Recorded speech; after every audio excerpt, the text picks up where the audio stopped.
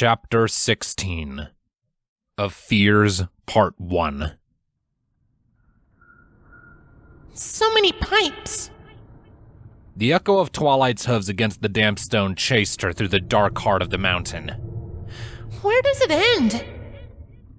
She had been going up, but that was the only thing she knew for sure. The one tarnished pipe she'd followed all the way from the site of the spider attack had soon met others, and then more, until Twilight found herself galloping down a craggy tunnel with a pair of massive pipes nearly as large as she was running along either side.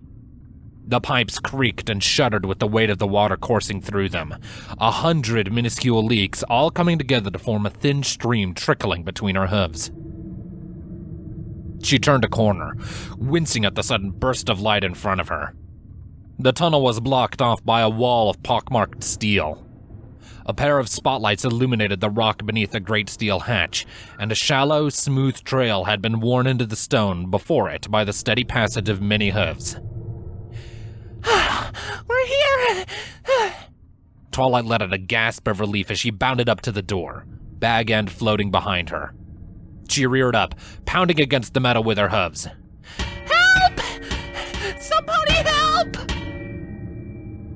Nothing happened. Bag end let out a weak groan, barely audible over the loud hissing and clanking of the mountain's machinery. Since when do we need permission to bypass any portal? Twilight's horn glowed, and she blinked in surprise as she teleported past a hatch.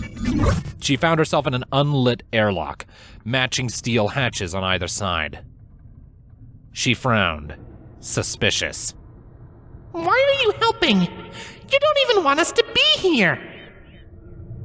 It cocked its head, regarding her with contempt. I will always help you surmount any obstacle, little flower. Even if it's your own idiocy. Twilight rolled her eyes, but she wasn't going to waste time commenting on the backwards reasoning. Well, we shouldn't teleport past things without pinging. There's no telling what might have been waiting for us here. Well, what are you waiting for? Do I have to do everything myself?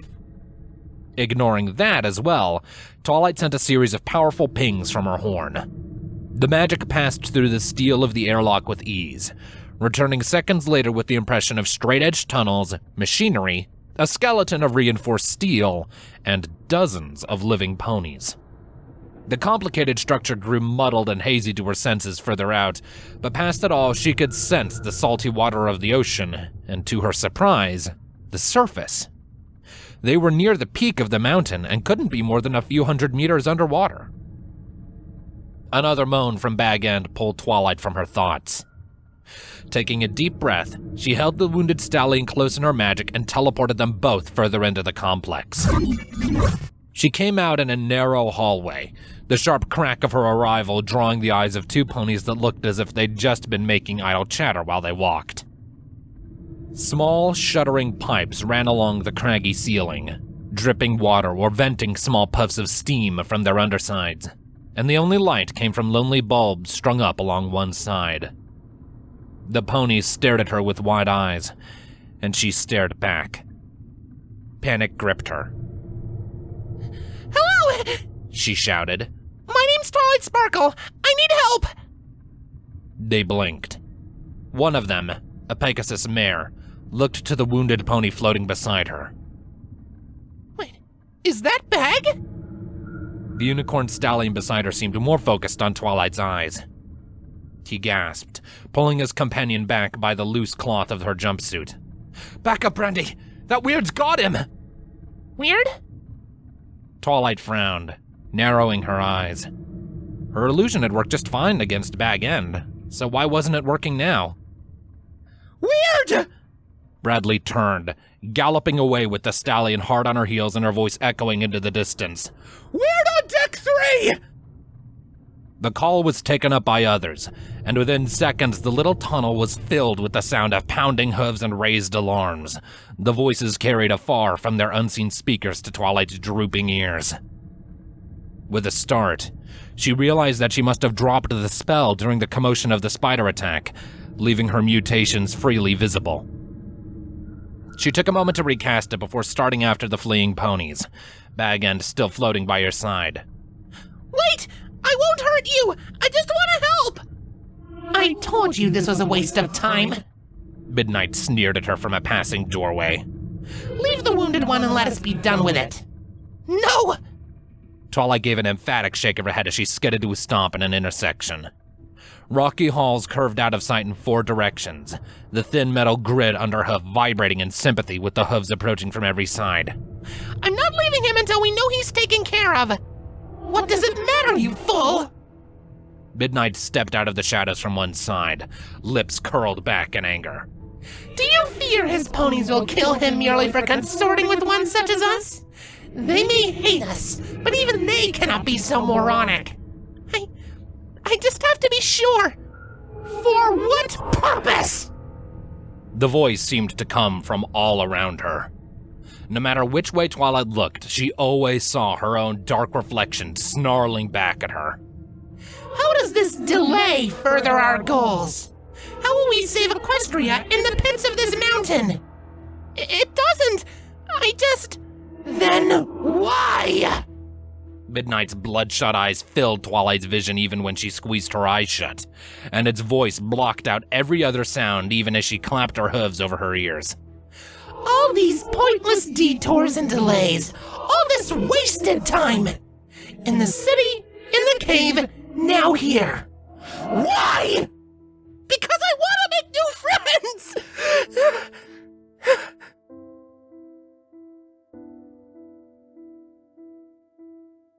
The booming echo of Midnight's voice stopped. Twilight opened her eyes, heart pounding and breath coming in heavy sobs, and she saw Midnight watching her with a curious tilt to its head. New friends?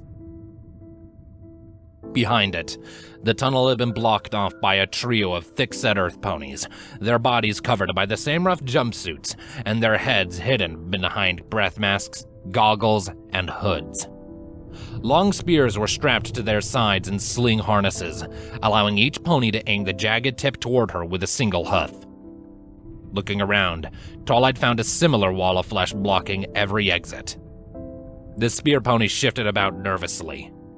The pounding of hooves had gone quiet, leaving only their anxious voices in its wake. "Why isn't it attacking?" one asked. "Give it time," another said. He took a cautious step forwards, and the 2 ponies beside him followed. "They always do." "Are we sure it's a weird?" "Ain't no pony I recognize. It smells like blood." We don't have time for this! Twilight recognized that voice. Narrowing her eyes, she picked out one of the ponies that had originally raised the alarm. The mare, Brandy. That monster's got back and he's hurt! No, please! Twilight lowered her posture, locking eyes with the mare. I don't want to hurt you! The ponies all took a collective step back, their chatter cutting off with sharp gasps before surging back twice as strong. Brandy blinked, mouth gaping wide open. Here, look. Twilight's horn glowed brighter, and the caves fell silent as the spear ponies all focused their weapons back on her. Bowing her head, she slowly levitated Bag End's silent form away and toward the nearest group. Take him! We were attacked by some kind of crystal spider in the caves, and he's hurt. There was a long moment of silence, but Twilight didn't dare look up. Finally, a voice spoke. This one was a stallion. "Give him here. I'll take him to Doc Cleve." After a brief shuffling of hooves, Twilight caught a glimpse of Bag End being dragged away in her peripheral vision. When she got the courage to risk a glance upwards a few seconds later, she saw Brandy had stepped forth, standing alone in front of a line of spears. It was impossible to see any of her face behind the gas mask and hood she wore, but the suspicion in the mare's voice was clear on its own. What are you? Twilight straightened up slowly. She offered a shaky smile, but it turned into a grimace as she saw the surrounding ponies shrink back. My name's Twilight Sparkle, she said. How are you doing today?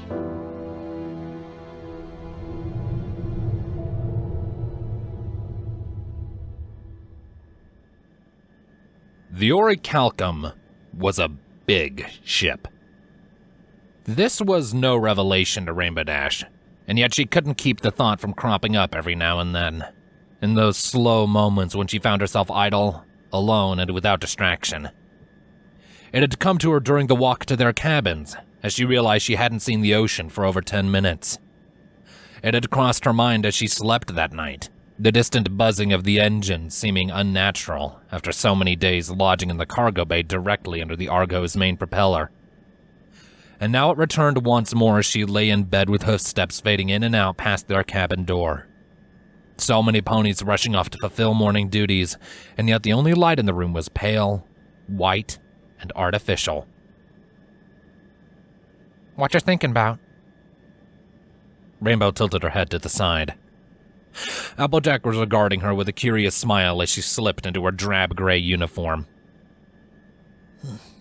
"It's just weird how big this ship is," Rainbow said.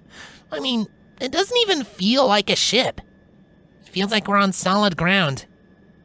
"Maybe to all it does.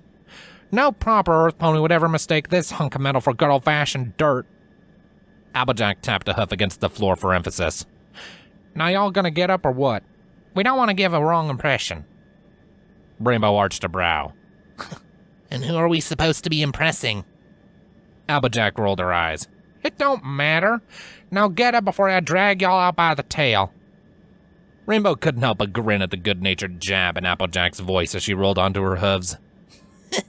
"You know, the only reason you can ever grab my tail is because I let you, right?" "Uh-huh, sure it is. You need a brush?" "Nah, I'm good." Rainbow licked a hoof before slicking her mane back, pulling the unruly hairs out of her face. She chuckled at the disapproving quirk of Applejack's lip before grabbing her uniform where it hung by her cot. The cabin was nice enough. It was a far cry from the luxurious suite they'd been given at Crazy Rich's Island estate, and it wasn't quite as cozy as Rainbow's little cloud room, but she'd stayed in worse places. The beds weren't quite wide enough to spread her wings, but they were soft, and the blanket was only a little bit scratchy. And the bathroom was small enough that it took a certain amount of contortionism to open or close the door from inside, but she wasn't the mare to complain about such things. Or at least she wasn't the type to seriously complain about them. "Land's sakes, gal, what happened to your wings?" "Huh?" Rainbow looked back over her shoulders as she pulled her wings through the holes in her shirt, giving them an experimental flap. "The feathers are all over the place. Did a fox get in your coop last night?" Rainbow looked away with a huff, hiding the embarrassed flush of her cheeks and making a show of straightening the wrinkles out of her sleeves. "Hey, cut me some slack, all right? The wing blades always messed them up a little, and with Shy back in Altalucia, I've had to handle it all myself." Applejack cocked her head. No offense, Sugar Cube, but ain't Pegasus supposed to be able to preen themselves?" "I can preen myself," Rainbow snapped. "It's just hard to get at some of the feathers near the base, especially on, you know." She sighed. "My left side." "Oh." A few seconds passed in silence. "Sorry." "It's fine." Rainbow scratched a hoof at the back of her head. "Sorry for snapping. Shy and I helped each other out with our wings back in flight school, you know? Sometimes in Ponyville, too. Normally I can handle it just fine myself, but it's been rough." Applejack stepped closer, leaning against Rainbow's side. "Maybe I could help?" Rainbow arched a brow, shooting the Earthmare's skeptical sideways glance. "What do you know about wing care, AJ?" She shrugged. "Pretty much nothing, but I reckon y'all can teach me." Rainbow chuckled. She raised a hoof to deliver a hearty slap to her friend's back. "Yeah, all right, sure." Applejack grinned. "It'll have to wait till after breakfast, though. I only got a few bites of that fancy dinner after we finish with all the talking." "We got practice today, too," Rainbow said. "Saber figures I'm good to start again, and apparently there's a whole gym on this ship." "How about tonight, then?" Applejack extended a hoof. Rainbow grinned, raising her own hoof to bump against it with a resounding clop. If you think you can handle it. The rush of hooves out in the hall had grown quiet by then, and when the two mares stepped out of their cabin, they were the only ponies in sight. The hall was about 3 ponies wide and well lit, lined with identical cabin doors distinguished only by the numbers engraved into the wall beside them.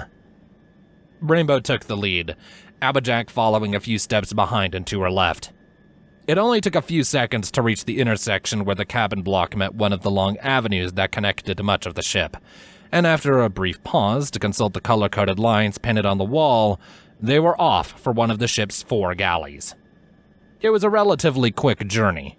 Unlike the silvered rooms where they'd met with Prince Silverblood, the galley was almost directly adjacent to their living quarters. Traffic was thin but steady in the halls, with most of the jumpsuited crew ponies keeping their eyes averted, only a few risking quick smiles at Applejack's insistent greetings. The only exception was a single stallion in a blue jumpsuit, marking him as a member of NAV, as Trails had called it, who seemed to stare down everyone he passed. The galley was something heard before it was seen, and the enticing scent of the warm food within put a brisk skip in Rainbow's step as they drew closer. The two mares finally turned the corner and, hit with the full force of the loud chatter, paused to get their bearings. It reminded Rainbow of a school cafeteria. Long tables were arrayed in a grid, each one seating a couple dozen ponies earnestly digging into their meals. The colors mostly kept to themselves. If any one table had 2 colors sitting at it, there was always a seat or 2 of empty space between them. A serving line took up the far wall, where tired-eyed ponies dolled out portions onto the trays of those who approached them, while the clatter of pots and pans rang out from the kitchen beyond. A sharp gasp came out from Rainbow's left, and she snapped her head around to see Applejack staring in open-mouthed shock. AJ? You okay? Applejack's eyes darted to Rainbow. A few seconds passed before she finally managed to push out a word. Apples! Rainbow frowned. Huh? Apples, Artie! Applejack grabbed Rainbow's head and turned it, pointing with her other hoof. They got apples! Rainbow followed the orange hoof, narrowing her eye as she saw that several of the ponies in the room were indeed eating the fleshy fruit. Huh. Cool. Cool? Applejack echoed. She twisted Rainbow's head back to face her once more. Rainbow Dash, I ain't seen one apple in this world that ain't been dried up, fermented, or processed, and there's gotta be at least 100 Celestia-blessed fresh apples in this very room, and all y'all can say is cool? What else am I supposed to say, AJ? Rainbow yelped as Applejack dragged her towards the serving line. Tartarus, I don't care if each one comes with a whole family of worms curled up inside, I'm getting me a gosh darned apple! The line was already empty by the time they reached the galley, so there was no need to wait. Applejack marched straight up to the nearest serving mare, cleared her throat to grab her attention, and spoke in a clear drawl. Apples, please. The serving mare, whose green, stained jumpsuit looked almost as tired as she did, extended a hoof. 20 scrip, hun. Scrip? Applejack shot a glance toward Rainbow, who offered up a quick shrug. I ain't got no scrip. The serving mare arched a brow. And how did you intend to pay for your meal without any scrip? How about bits? Applejack reached into her shirt pocket and fished out a few bits, grinning at the surprise on Rainbow's face. Y'all might have some too if you weren't so bad at cards. The serving mare pursed her lips. We don't take bits. Company scrip. We ain't got no scrip, Sugar Cube.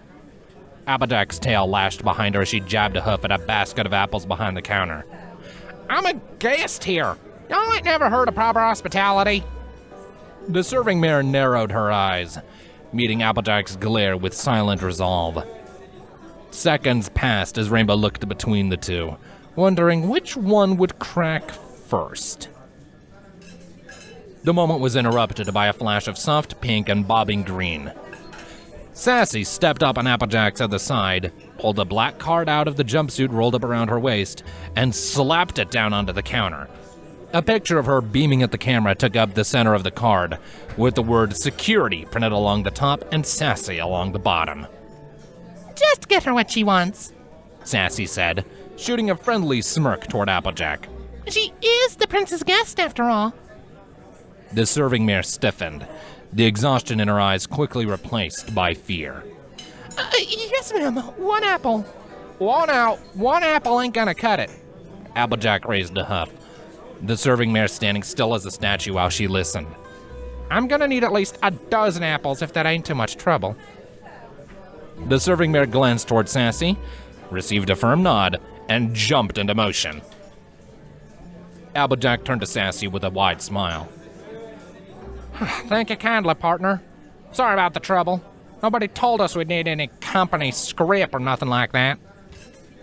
Sassy beamed back at her. It's no problem, really. The prince and me come down for this very reason, actually.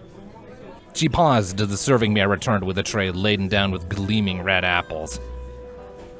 My, you must have a real love of apples. Yeah, AJ, there's no way you can eat all those apples, Rainbow said, shaking her head in bemusement. Heck, I can't eat all these apples, Applejack shot back. Besides, I can just save the ones I don't eat now for later. With the issue of payment resolved, it only took Rainbow a minute to get her tray filled with as many carbs as she could fit on it. 2 baked potatoes, pasta slathered over the top, and a bowl of hay fries on the side. And for the trio to make their way to the empty end of a table. The look on Applejack's face as she bit into the first fruit could only be described as mild disappointment. Hey, Rainbow, she said, pushing the words out as she chewed. Ain't near as good as no Sweet Apple Acres apple, but it feels like home. Sassy, who had taken a seat opposite the 2 friends, leaned forward intently. You grew apples? Sure as the red on my rear, Applejack said. She paused to swallow before continuing with a proud grin. My family grew the finest apples in all of Equestria for generations. Oh? Sassy cocked her head, eyes wide with interest. Did you know the prince grows those apples himself, here on the ship? Really? Applejack paused with the next apple already halfway to her muzzle. Can we see it? It turned out that they could. After speeding through the rest of their breakfast, Sassy led Rainbow and Applejack out of the galley and toward the rear of the ship. The halls were mostly empty at this time, but those ponies they did pass were quick to get out of the way, dipping their heads and murmuring quiet greetings to the pink-coated mare in the lead before darting away. Sassy responded to each one with a kind smile of her own, talking all the while. The prince had purchased some apple seeds, an expensive commodity they were assured almost 7 years ago, both to supplement the crew's diet and as a new source of revenue. He'd had an orchard built along the top of the ship and had already made plans for a shipboard brewery now that it was fruiting. Applejack listened intently throughout the walk, asking several questions along the way, but Sassy waved most of them off, assuring her that more educated ponies could speak to her once they arrived. The tree talk didn't especially interest Rainbow, so she kept her eye on their surroundings. There was no sunlight this deep in the ship, and the halls weren't very well lit or maintained either. Bare piping could be seen in parts, sometimes with ponies in the process of repairing them. Sometimes a group of 5 to 10 ponies would trot out of one hall, their jumpsuits soiled with sweat and rush to disappear down another. But to Rainbow's disappointment, they never got to see where they were going, nor where they came from. After several minutes, a yellow line appeared on the wall, and they followed it to a wide elevator. Rainbow couldn't get a good look at how many floors there were from where she stood on the left side of the lift, and before long they stepped out into clear daylight. Rainbow blinked in surprise as she felt dirt under her hoof. Indeed, the whole orchard, despite being contained by steel on 4 sides and glass on top, was covered in a thick layer of soil. A few dozen trees were lined up in neat rows running the length, with ponies in yellow jumpsuits making rounds with hoses, shovels, and wheelbarrows filled with tools. Here we are, Sassy presented the long room with a flourish. the very first Silverblood orchard. Hang on a minute. Applejack frowned as she stepped up to the nearest tree. She extended a hoof, rubbing it softly against the bark before looking back. This is it? The soil ain't even 3 feet deep. Sassy blinked. She shot a glance toward Rainbow, who winked in response. And how could you possibly know that? Applejack snorted. Any apple worth her mark could tell you that. Y'all could work on your drainage, too. She brought her hoof down to the dirt, pushing down and causing a small puddle to form in her hoof print. That ain't good for the roots. Heck, I wasn't quite expecting a blue ribbon display, but this is just sad. My. You certainly know your trees, dear Applejack. Rainbow stiffened. Her head whipped to the left, where Prince Silverblood was standing next to a tree with a wide, toothy smile. Garrett was there as well, the griffin leaning against the tree and watching with quiet interest. The other Sassy was standing behind Silverblood with a wide-eyed smile. She raised a hoof in an excitable wave. Hey, sis! The Sassy standing next to Rainbow winked and blew a mock kiss to her twin. Hey, Philly! Had they been standing there when they'd entered the orchard, Rainbow wondered? She couldn't help but feel as if she'd just been ambushed. The prince didn't wait for any response. He stepped closer, coming up to Applejack's side. Oh, it's a shame you weren't here when the orchard was first planted. Am I correct in hearing that your talent regards apple farming? Applejack narrowed her eyes. I don't see how that's any of y'all's business, to be frank. Oh, is it a trade secret? He grinned, and Sassy suppressed a quiet giggle at his joking tone. Pardon me, I hadn't realized. But let's just imagine for a moment that this was your talent. I would be willing to pay many bits for a bear of your skills. I ain't interested. Applejack turned away with a disdainful grunt. I don't see what you did leading me up here just to make this offer. Can you blame me? Ponies of such prodigious talent can make or break an investment, and I've invested quite some capital in these trees. Why, some ponies might even resort to violence to ensure a proper payoff down the road. He chuckled as Applejack and Rainbow both glared in his direction. Not that I'd ever do such a thing, of course, but a little hard sales tactics never hurt anyone.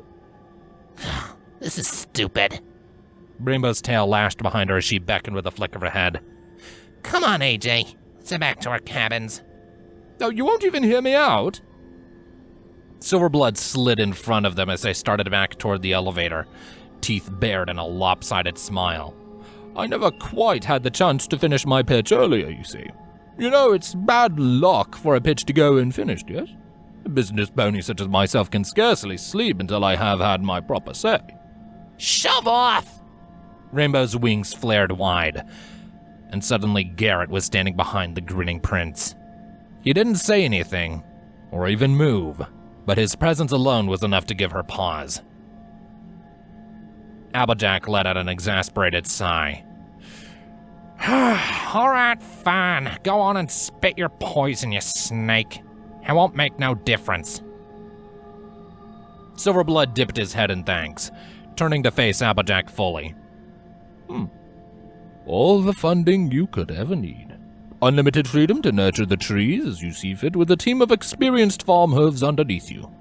A fair cut of the profits added on top of a salary that would make some of my merchants green with envy, as well as the usual benefits of high employment within my company.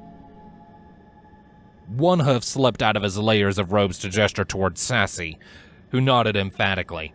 Any of my gifted could tell you that my benefits package is unrivaled within the trade fleets. It's true, Sassy added. Sometimes it barely even feels like I'm working. Applejack rolled her eyes. I ain't no air pony, Silverblood. My hooves belong on good old-fashioned dirt. Dirt that goes down far as you can dig. And these piddly 3 feet's barely even enough to get my hooves dirty. I ain't interested. She made to pass him, but he stepped in the way once more. Your own farm! She paused. One hoof froze in midair, and he pressed on. Of course, an airship can't compare to real farm life, can it? I can provide you with land, real land, that would take you years to dig through. What was it you called your old farm? Sweet Apple Acres? Applejack's lips pressed together as she stared at him. You could bring it back with my help. I can provide land and seeds, and once you pay me back, you'd be free to run the business however you wish, provided I get my cut of revenue. That's what you want, isn't it? To get your farm back? He spread his hooves wide, gesturing to the stubby trees around them. I can give that to you, and it won't cost you a bit. For a long moment, Applejack didn't say anything. Rainbow looked between her and Silverblood, wings half flared. Could she actually be considering the offer? Silverblood's smile grew wider still. Well? Finally, Applejack gave a small, quick shake of her head. Her voice seemed strained when she spoke. Sweet Apple Acres wasn't just the farm and the trees. She brushed past him without another word. He twirled, robes fluttering around him and muzzle open as if to make yet another attempt, but Rainbow was in his face before he could make another sound. Shut up, she hissed, lip curled back. She already told you that she isn't interested, so screw off. Silverblood didn't seem cowed. He looked up at her with an unabashed shrug. Well, it's just business, my dear. A trio of sharp talons came to rest gently against Rainbow's left shoulder, cutting off her rebuttal. Red heat surged inside her, followed by a sudden flare of pain in the gap where her left eye had been. She rounded on the griffin with a wordless snarl and slapped his claws away with a vicious swipe of her wing. He stepped back, making no attempt to block her passage. Heart pounding, she followed after Applejack, hoping he hadn't noticed the tears budding in her eye.